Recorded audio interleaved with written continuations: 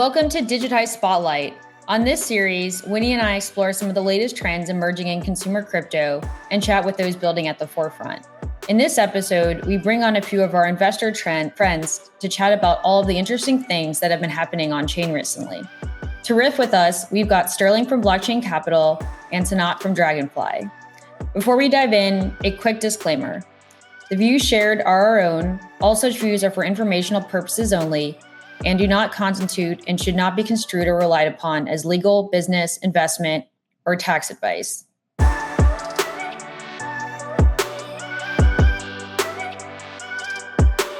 Okay, awesome. So let's kick this off. To start off, I don't know, Winnie, I think we've seen a ton of stuff around prediction markets, kind of in the news recently, Poly market hitting kind of new highs. Would love to get your take on what's happening in that market and category. Yeah, I can definitely start. I think prediction markets are definitely having a super interesting moment right now. I think I saw a couple of tweets the other week about how it's the current meta with all the election stuff going on. But to me, Poly Markets is one of the investments we made from our flagship fund. And it's great to see kind of how it's performed with all election stuff. But what's more interesting is kind of we've been looking at how the non-election type markets have been performing. And it's interesting to see that in the last 6-7 months, that's really picking up, especially after November. I think that'll be really important to see. The other thing about prediction markets that we've kind of seen in crypto is it kind of goes into these two broad categories. One is like the non-sports kind of markets where you have a lot of things around politics that we've seen, culture, as well as things that are related to like elections, as we know, and just other like current events relate to crypto. And then traditionally, there's always been a lot of sports ones. And more recently, we've seen some esports ones that have been quite interesting. And the major, I would say, differentiators between all the ones that we've seen are kind of like how resolution is being done. I think some of the more interesting ones that have, focused on using AI for settling a lot of markets. There was a business that I met with a couple of weeks ago that was using Grok actually, because they believe that like real-time Twitter information is kind of the most accurate. So it's cool to see kind of that as a way to kind of settle different markets. Personally, I'm kind of excited about some of the more mobile-focused prediction markets that are emerging across these new chains like Monad and Berachain. So curious to get if anyone else has thoughts here. Yeah, I think it's been interesting. I think every 4 years we have the conversation about prediction markets. I think the sports thing is tough given kind of how saturated these are, but I do think there's enough juice in the orange, so to speak, for actual the rest of like politics and elections in general. I think we're moving into like more of a populist style election cycle. I think a lot more people that have large platforms are getting into it. I think there's a ton of stuff to bet on with respect to that. I think it also like lends itself to creator economy type stuff. There's a lot of different things that people can wager on, and it's a very easy way to spin up long tail markets. I do struggle with the closest verticals. I think sports is extremely difficult. I don't really see the way that it's better than what is in traditional Vegas markets, especially because those are very much influenced by public opinion as well, despite what people may think. And also it's much more incentivized to be more fair. It's a lot more like regulated, and there's less cheating and unfair asymmetric information with those things. So I really struggle with the sports thing, which I know has been like the main bleed, but I do think that there's a lot of opportunity on like regular long tail markets, though I would say it's probably much, much smaller than what we see for the elections. Yeah. What excites me about what you just said is like the ability for users to like permissionlessly create a market. And I think I'm actually more excited about that long tail of like small markets that exist in not small group chats, but almost like medium to large group chats, Like, if it's small within like a group of like close friends, you can kind of use social trust to kind of settle those bets. But I think it's cool in like a 10 to 100 person chat if there are certain trends or something that's being debated upon to kind of the ability to be able to kind of spin up markets for those types of use cases as you debate certain topics. I think that's going to be super interesting. And I think, a lot of the prediction markets we've seen, the interface of which we kind of interact with them, I want to see that kind of the design space for that be expanded. Right now, it's still very much like web first, or you kind of interacted with it in a frame. I think it'd be cool to have it more like using blinks, directly on Solana, or maybe even directly in a group chat would be super cool. Yeah, I was going to say it feels like a perfect embed, whether it's in a podcast or Blinks is a great example. Would love to see them move off of Polygon. I don't know if that's sacrilegious, but wait, let's talk about that though. What do you think it matters? You messaged me about that last week. Yeah, I was really disappointed to find that that's where it is. I mean, again, just like fragmentation of experience is pretty rough, and I don't think there's a lot of like easy to access embeds that you could do for this. Because for me, it's like, do I really need to go to a front end in order to make bets on things? To me, it's like I don't really buy the like I'm going to make a ton of bets on Polymarket, especially because I don't really have a ton of opinions at any one point in time. But to embed these things, I think is a great opportunity. I think it's actually like the opportunity, and really good for distribution and all those other things as well. I've been thinking about the prediction markets, though, that I feel like has shifted a little bit over the last 4 years, is that I think we actually got a lot better at liquidity incentives. So going all the way back to Augur, which had basically no liquidity incentives and therefore no markets got liquid. One of the underrated parts of Polymarket's growth, and one of the reasons we also invested, is that they've been crushing it on liquidity incentives. And for a few $1 million a year, they've generated billions of dollars of volume, which is actually better than most centralized exchanges do with respect to incentives. And so I think specifically, do you guys remember there was a market when all the Sam Altman drama was unfolding about whether he would be outed as CEO? So that market did almost $1 million in trading volume with like a few $100s in market incentives. And so that's actually one of the most underrated parts of the prediction market story, I think. And I'm sure other teams will build on this as well. But if we kind of figure out how to bootstrap liquidity for these things, that puts the entire sector in a better position. Polymarket is definitely leading right now. But that also becomes more and more challenging as you get to long tail markets of the kind that Winnie was describing, where like some friends in a group chat want to bet on something. I feel like all product designs I've seen in that space like don't have good mechanisms for pricing and liquidity. So that's definitely an opportunity. Yeah, that's a good point.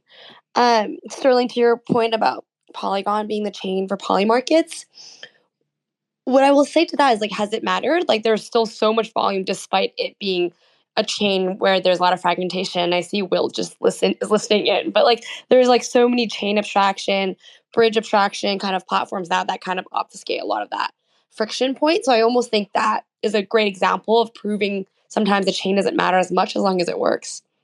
Yeah, I think that's a great point. I think when building on that, I would be surprised personally if Polymarket stayed on Polygon. Just like I think the trend that we're seeing is any application that's like killer app, has a ton of users, either is going to be like heavily incentivized to be on specific blockchains, or is going to want to kind of own the full relationship and become sort of an app chain. I think we saw that with Galaxy recently, but I think that's just generally the trend. But I think it kind of shows that if you're successfully able to build an app with product market fit, it doesn't really matter what chain you're on. So yeah, I think that's my sense there. Cool. Do we want to move into one of the other topics we had lined up? Another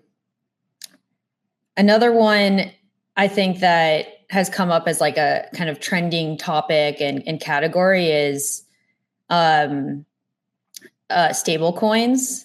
I know, Sanat, you mentioned that that's connected to Polymarket, but generally, like, this category is massively growing. Do you want to chat more about what you're seeing there? Yeah, I guess at the highest level, one of the internal theses we have, and that definitely played into why we invested in Polymarket as well, is that founders can just sort of bet on stablecoin infra growing. More and more users are using them. More and more countries have easy stablecoin on-ramps. And so I think, 4 or 5 years ago, we would see a bunch of founders who would pitch us saying, broadly, this is my consumer app and it uses stablecoin payment rails. And while that still involves some amount of friction, The experience is getting way, way better. One example of what we were discussing earlier and what Winnie was discussing is that like socket chain abstraction on Polymarket actually makes it way easier now to deposit coins from anywhere. And so broadly, just if we are very excited, we've made investments across prediction markets as well as a number of crypto casinos that look pretty similar to Stake, and broadly think that founders can continue betting on the growth of stablecoins, and that's like a good trend for them to ride. We're pretty comfortable that in the next decade, the like outstanding stablecoin supply at least grows by an order of magnitude, which creates huge opportunities. I also think that we're investors in one stablecoin that has a more interesting way of paying back yield to either platform creators or to users, and I think we're going to see more and more businesses of the kind that Robinhood and other brokerages run, where effectively you hold a stablecoin balance, you have a way to earn yield on it, and that subsidizes your business while you create a fun user experience the way all sorts of businesses, including Venmo, have done. So we're very excited about anyone building on stablecoins. We feel like that's a good bet to make. Yeah, it seems like from my perspective, like it's an inevitability, and there's so many benefits beyond like even being a quote unquote crypto company. Like we're seeing companies adopt the payment rails purely for the yield bearing, but also just in terms of avoiding fees. And it seems like I don't understand why the hesitancy beyond the misunderstanding, right? Like I think as soon as you explain these things to brands and consumer brands in particular, it feels pretty obvious to go that way, given kind of all of the benefit sets that exist. So I completely agree with you there. Totally. And I think a great example of like why it's just better because it's using, crypto rails and you're using stables is just like people using Blackbird Pay now. I actually went to I dined with my team last week and we went to Q and we basically just paid with Blackbird Pay and walked out of the restaurant, which was really cool. We paid a $1,400 payment. And for restaurants, it's they're paying 2 to 3% on Visa, right? And now you can kind of lower their overall transaction costs, especially for these some of these restaurants with high, a lot of transactions every day, but smaller value that actually adds up and it becomes quite meaningful. So super interesting. Yeah, I think just echo what you just said. Yeah, I definitely think stablecoins is kind of the leading consumer app use case in terms of adoption over the past few years. Also, I've been playing around with Blackbird Pay. I guess any particular categories where you think we're going to see a lot of momentum? Is it specific sectors? I know kind of the adult industry and AI agents are also trying to integrate with stablecoins. There's, traditional players like restaurants. There's cross-border payments. I guess where do you have any views on where the biggest adoption of stablecoins is going to come from in the coming years? I don't have a perfect answer. In the kind of categories you're describing, we're still very excited by crypto casinos. I think crypto investors and crypto users in general tend to underrate Stake, but Stake is really a business that prints billions of dollars a year that is very much built on crypto payment rails. And we have been digging very deeply both into crypto casino products along a few different avenues. We've been spending some time figuring out whether there's anything useful that's gained when you move some of these casinos on chain. Transparently, we haven't come up with great answers yet, but we've also made 2 to actually 3 investments in casinos, including MyPrize as an example, which has a really fun streaming slots product. So broadly, we think that crypto casinos and gambling is a massive space that continues to only get bigger from here. I agree. I would say that, casinos are really easy to make programmatic in terms of the odds and everything like that. And I think you cover a lot of this. I think that once you have the licensing and you're able to do that, I don't see a world in which that's not a better system, especially because you can control what the house is. You could also, there's companies that offer liquidity pools for the house, which offer higher yields than the majority of the things that we see in crypto. There's so many ways to play that. I think the hardest part with that is just the types of founders that glom to casino companies are usually a bit.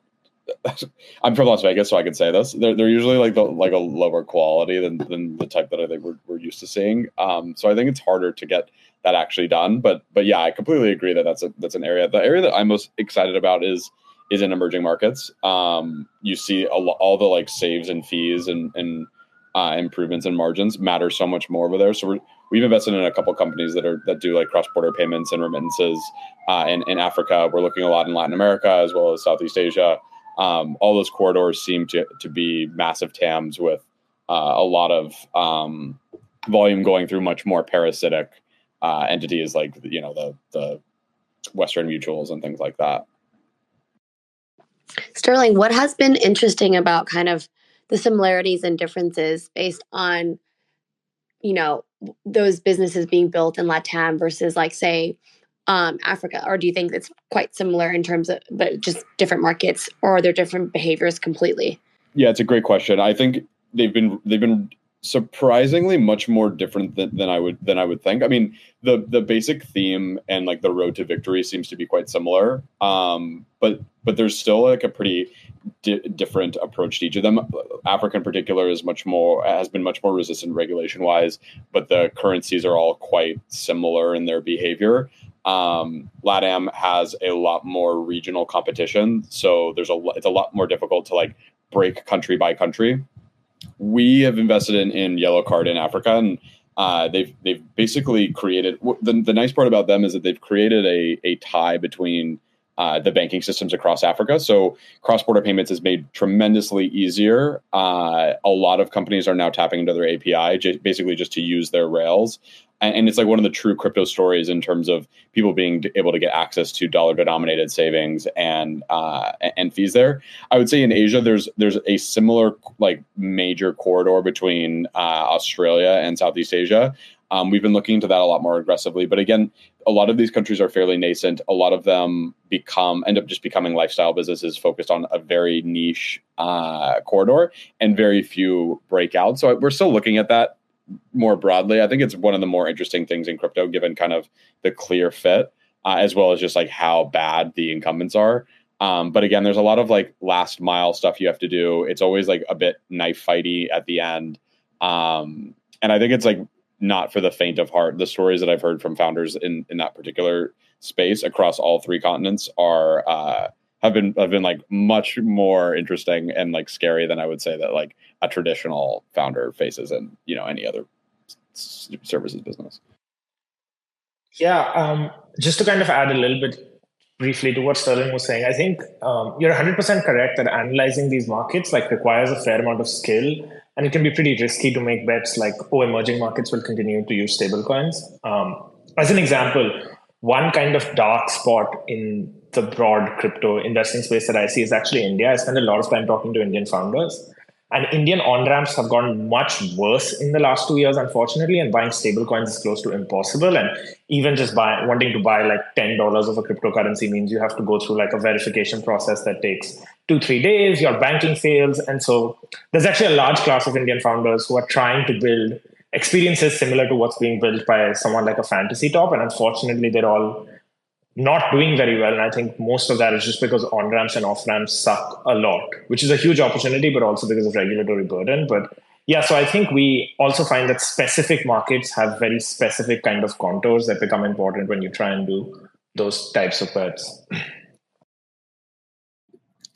So another category that I think we've talked about and are seeing kind of this more expansion in the emerging markets is gaming. I know like Winnie and I have talked a lot about what's happening on Telegram and Ton, and I think we're seeing a similar parallel for these gaming studios that are building on Farcaster. So yeah, would love to just shift the topic there. I think like there was sort of the success a couple months ago of all these clicker games and kind of drawing mass audiences. Unclear, like, if you hit 20 million, 40 million registered users, are they actually, monetizable daily active users? No. You mean the 250 million hamster combat isn't real? You're telling me? Yeah, I mean, I think, away.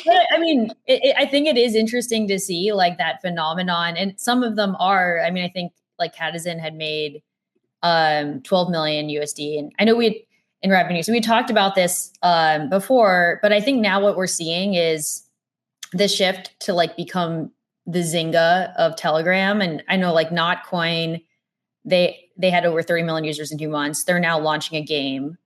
I'm also seeing like a bunch of new rollups focused on casual gaming starting to kind of emerge, and they're going to use the social graphs of Farcaster and Telegram, or just generally be focused on games, maybe leveraging AI that you can create in like a month.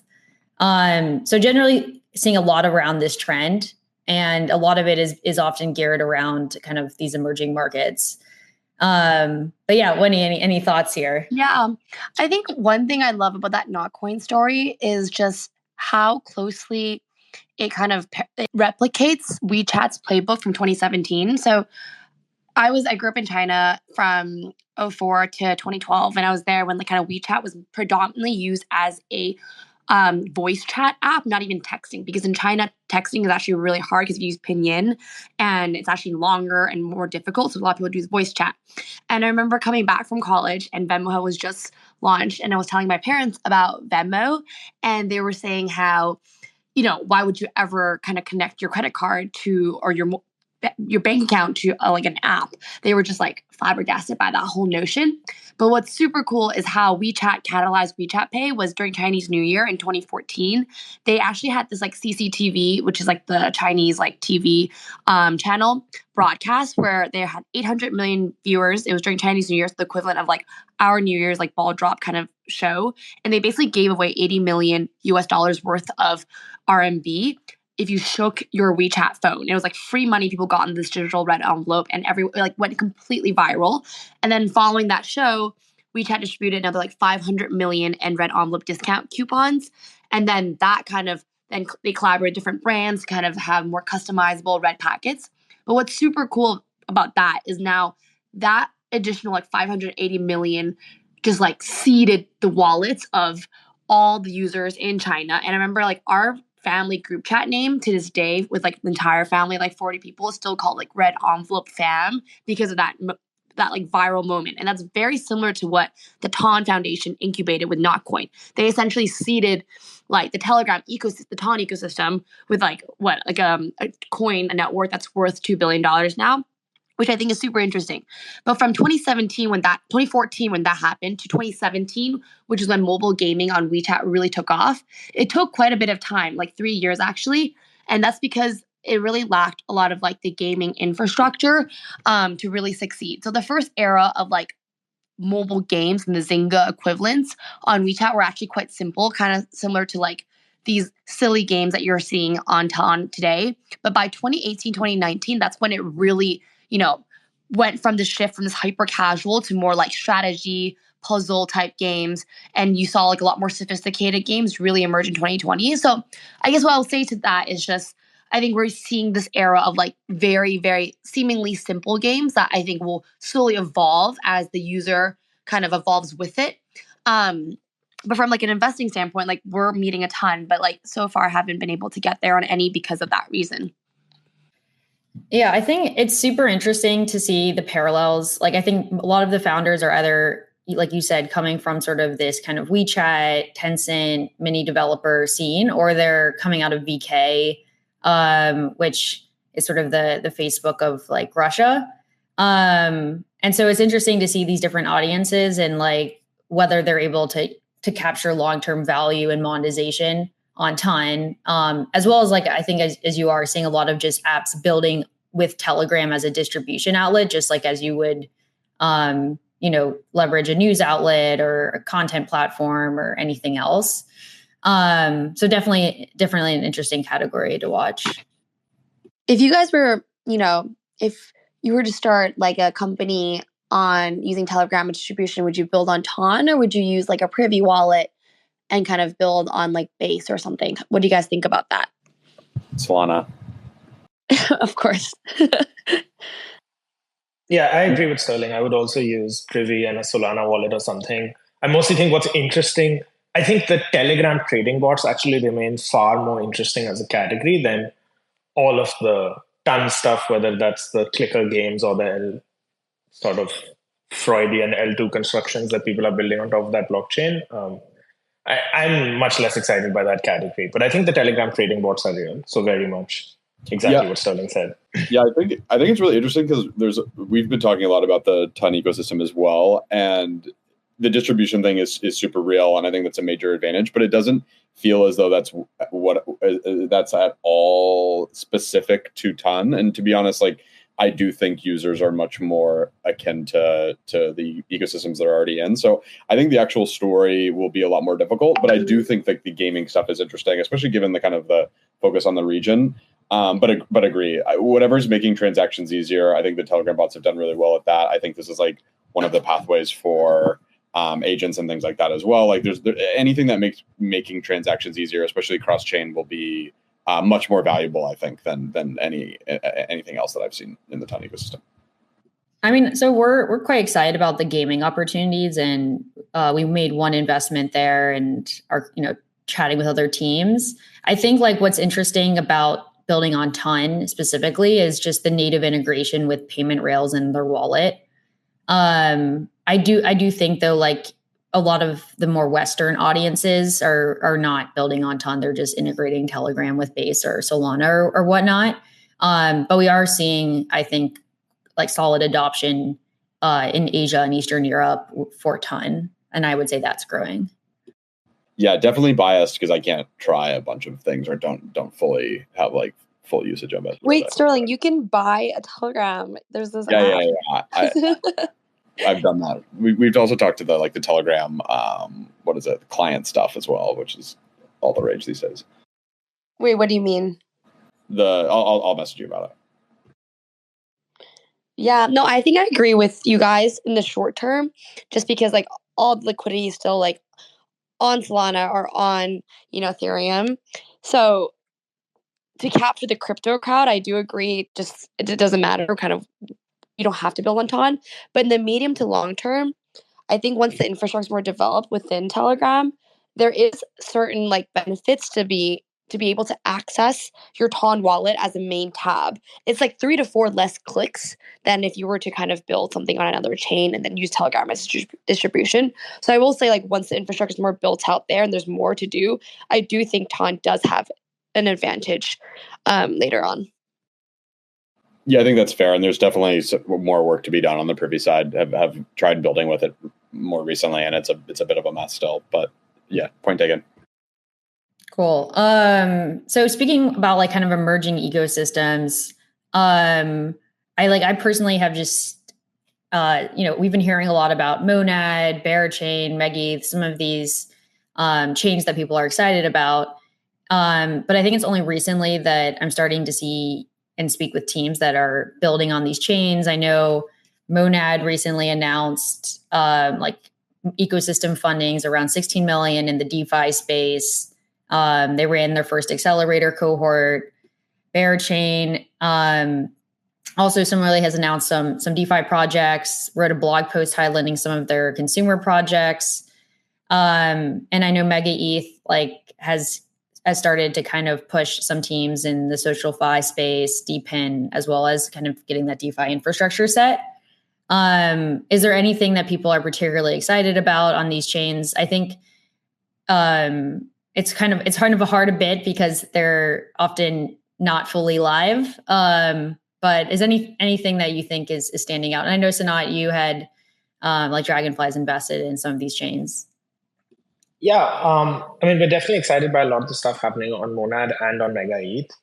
MegaETH in particular is running this program for early builders called Mega Mafia, where there's 7-8 founders. They spent the summer together, and 2-3 of them are building a whole bunch of very exciting consumer projects. I think I'm not supposed to talk a lot about all of them. I think Pump Party is one that's like this new game show idea.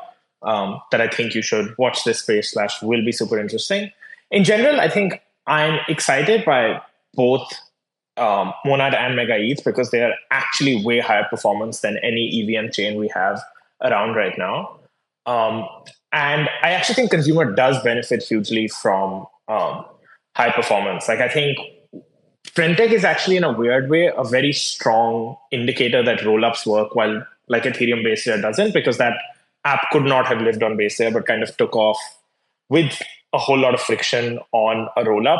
And I think if you made these things very highly performant and made them feel even cheaper and even faster than Solana, I do think interesting stuff starts happening on the consumer side in particular.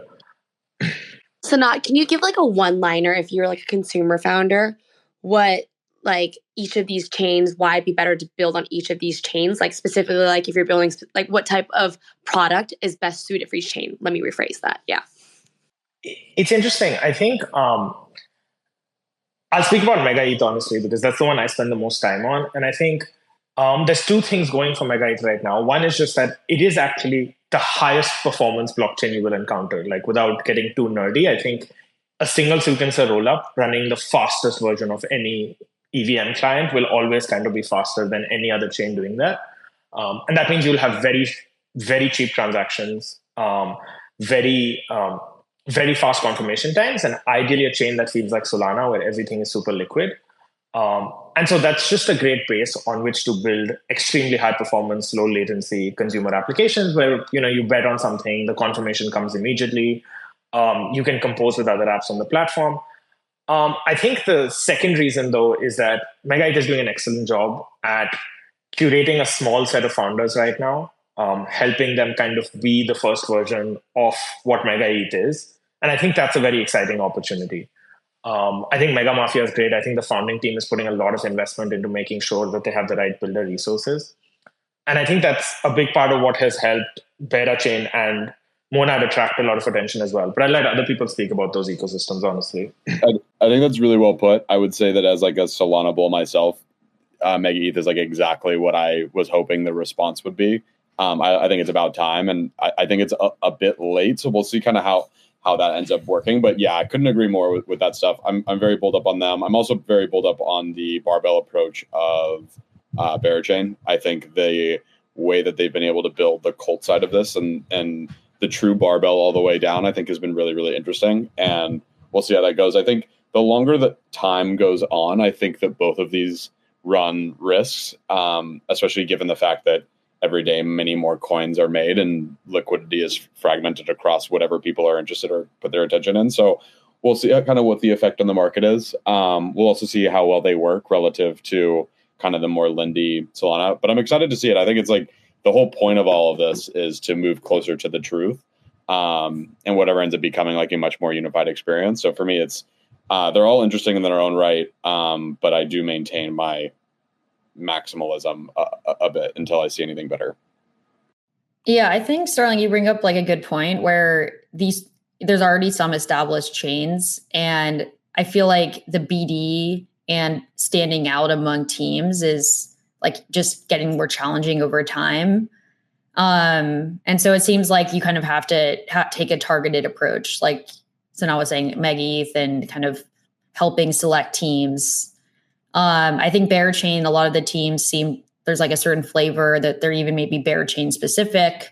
And yeah, I know Monad has been kind of running these cohorts. So I think it'll be interesting to see like in a year, like which of these have active ecosystems. Yeah, it's funny that you can see some projects and you can tell pretty obviously that they come from Berachain. I would say that that's like some people are saying that as an insult. I think that that's a tremendous accomplishment in terms of branding, especially beyond like paying people to come build there and things like that. I think it's a major one. I just like pinned this tweet from Imran from 4 days ago, which I really appreciate. And he basically talked about kind of how like last cycle of L1 launches like Aptos Sui, it was like using the token to incentivize apps to come. But now before Monad or Berachain have launched, you can kind of see the culture and the types of flavors and kind of what that ecosystem is looking to, which I really, it's kind of cool to see this new generation cycle of L1 launches. There's so many apps building on these chains before mainnet. And it's, for me, like, I think that's super interesting to see. Yeah, I mean, just to add to this, I think the last thing I would say is like, I know people don't like Blast right now, but Blast actually should get a lot of credit because in the last year and a half, we had kind of Scroll, ZK Sync, Linnea, and a bunch of EVM-based L2s launch with like not the most differentiated ecosystems. And when you saw all the pitches for Blast apps, there was like a very clear theme. Like this is the degenerate gambling chain. But it did bring a whole bunch of new native apps on chain, which I think is something that other EVM networks have really struggled with. So I do just echoing that I think having a theme and a vibe to your chain matters. No, agreed. So I think we had one more topic we wanted to cover. I think this one is top of mind right now. Like, where are we going? What's happening with the macro? It's been choppy. Sterling, you want to take this away? Yeah, so I've been spending a lot of time panicking about a lot of time panicking, by the way. Too much time. Yeah, way too much time panicking about this. I think what happened over the weekend, a lot of people have read a bunch about it. I won't spend too much time kind of on the Japan carry trade or anything like that, but carry trades have been kind of the unraveling of the last several major crises, from like the 1997 crash in Asia to the 2008 financial crisis to the tapering event of 2013. So there's been a bunch of different ways in which the carry trade has kind of led has been like the canary in the coal mine for greater things to come. I would say that like a lot of the data in the US, so people are talking about the more recent jobs data, a lot of the data that's been coming out over the past couple quarters has all been hot, hasn't really mattered. Everything's kind of rallied because there's the assumption that we'll do things to stop it. But given that the Japanese interest rate increase was so small and still created such a panic that was like akin to like COVID level stuff, just feels like a little bit more of a canary in a coal mine than I might like. There's a lot of uncertainty with the coming election. I don't know. I think the amount of like fear in the market is both opportunistic as well as frightening. I've become much more worried about the increasing debt that we have. It took us 170 years or something to amass the first trillion of debt. Now we add another trillion every 100 days. We also like spend, I think it's like 76 or 82, some high percentage of our personal income tax just goes towards interest. So I think things like really need to change, and like we need to grow a lot more than we are currently. You know, we have 35 trillion in debt and we only have a 25 trillion GDP economy. And there's a lot of things broadly that I think are nerve-wracking. The positive stuff I will say is that global consumer confidence is increasing. A lot of this is not because of like strength of financial situation, but more because die with zero. I was reading some research about how die with zero is an increasing phenomenon with younger people. The idea being like, let's run this as fast as we can, build debt, end with zero assets, but live a life well lived.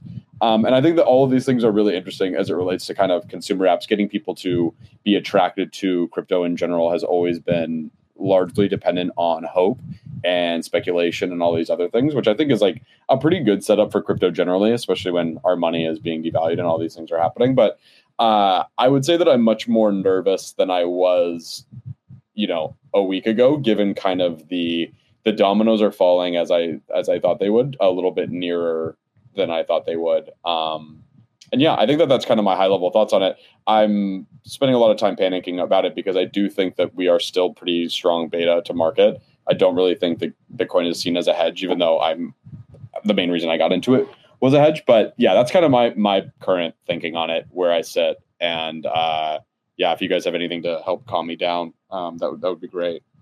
Guys, Sterling has been sending these like 3 a.m. panic charts to me, where it's literally outlining exactly what he just said. So he's definitely very nervous.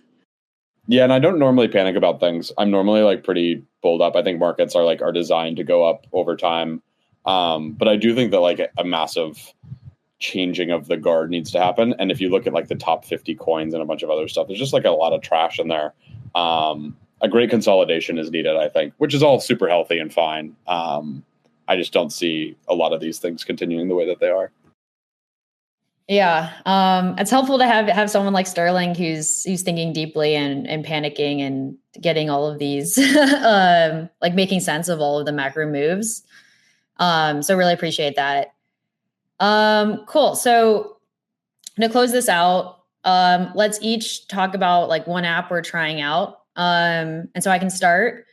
I saw that Dawn Protocol, which is from Andrina, recently launched, and they're doing a decentralized broadband network. So the first piece to kind of contribute to the network, and this is a trend that we've seen with a lot of different DeepIn projects, is to participate in bandwidth validation simply via a Chrome extension. And so I think they've already hit, I think I saw like 100,000 people signed up or something like that, which is generally a trend I'm seeing with DePIN is if there's some sort of easy way to participate, there's, a lot of user demand for that. So that's kind of where I'll go. Winnie, do you want to go next? Yeah. I just pinned a new thing about this new Zora protocol, but I've been really obsessed with the new Zora app. I don't know if you guys have downloaded the app, but there's something magical about uploading something and instead of getting likes, getting paid out for it.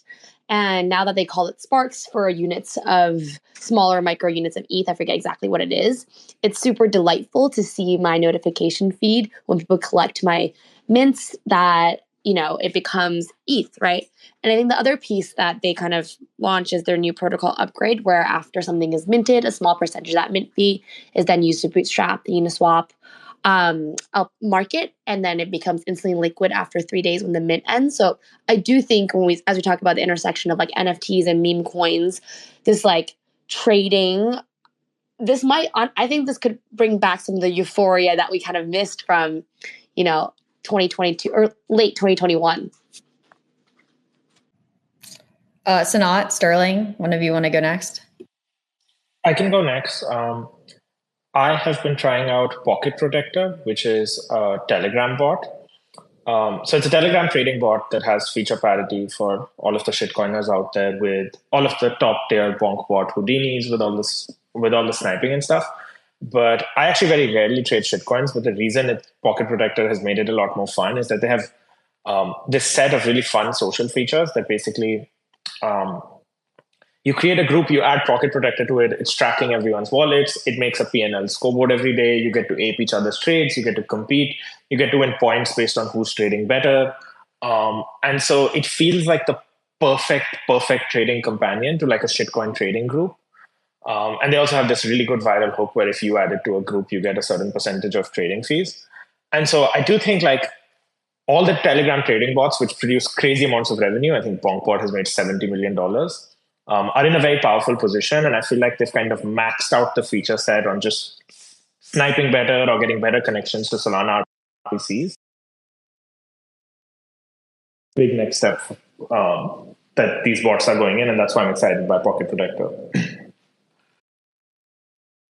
Yeah, I've heard this now a few times. I need to try it out. It sounds like something that's like right up my alley as a much more that's a lot more up my alley. With the stuff that I've been using Superform more recently. Superform. Yeah, big fan. One of our team members says it's the smoothest app that he's seen in yield DeFi, which I think is a glowing review. Would echo those sentiments. I've actually much more recently been getting into like the old apps that I was using a lot more. Like I've been doing a lot more stuff on Camino. I've been doing a lot more perp trading on Drift, mostly as I kind of move back into majors trading as opposed to, using Bird Eye all the time. But yeah, I think one of my broader theses on DeFi in general, especially on Solana, is a lot more unified experience. I think the winners there are mostly designed already. And I've just been enjoying using the apps. Drift just announced prediction markets as well, so I don't have to bridge to Polygon, Winnie. Look, I'm not a Polygon fan, but it's just making me point. Awesome. Well, thank you so much for coming on. It was great to have everyone here. So fun to chat. Yeah, thanks for having us. Thank you for having us. Bye, guys. Bye.